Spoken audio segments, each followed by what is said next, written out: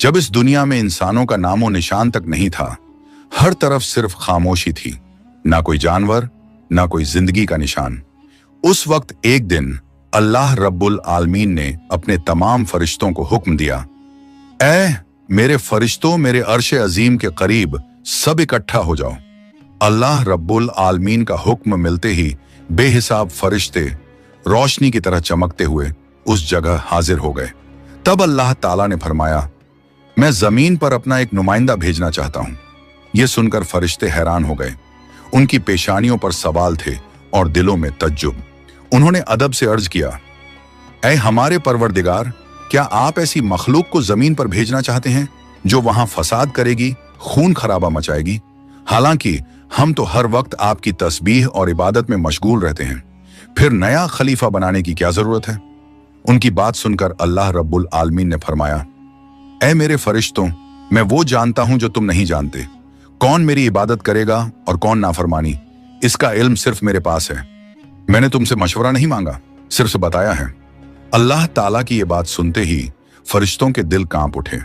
उन्होंने अपनी गलती महसूस की और फौरन तौबा कर लिया। फिर सजदे में गिरकर अल्लाह से माफी मांग ली। फिर अल्लाह ताला ने अपने 4 अजीम फरिश्तों को बुलाया, हजरत जिब्राइल, हजरत मिकाइल, हजरत इसराफील और हजरत इजराइल अलैहिस्सलाम। हुक्म मिलते ही अल्लाह रब्बुल आलमीन की बारगाह में हाजिर हुए। सबसे पहले अल्लाह ने हजरत जिब्राइल अलैहिस्सलाम को हुक्म दिया, ऐ जिब्राइल, जमीन पर जाओ और वहां से एक मुट्ठी मिट्टी लेकर आओ, जिससे मैं अपना खलीफा पैदा करूंगा। हजरत इजराइल अलैहिस्सलाम जमीन पर तशरीफ लाएं और मिट्टी उठाने लगे, मगर मिट्टी रोने लगी। गिड़गिड़ाकर बोली, ऐ जिब्राइल, मुझे कहां ले जा रहे हो? जिब्राइल अलैहिस्सलाम ने फरमाया, मैं तुम्हें अल्लाह के पास ले जा रहा हूं। वो तुमसे एक ऐसी मखलूक पैदा करेंगे जो जमीन पर उनका नुमाइंदा होगी। ये सुनते ही मिट्टी और ज्यादा रोने लगी और बोली, ऐ जिब्राइल, मुझे मत ले जाओ। मुझसे जिन इंसानों को पैदा किया जाएगा वो अल्लाह की नाफरमानी करेंगे। फिर जब अल्लाह का अजाब उतरेगा तो मैं भी तो उनके जिस्म में रहूंगी।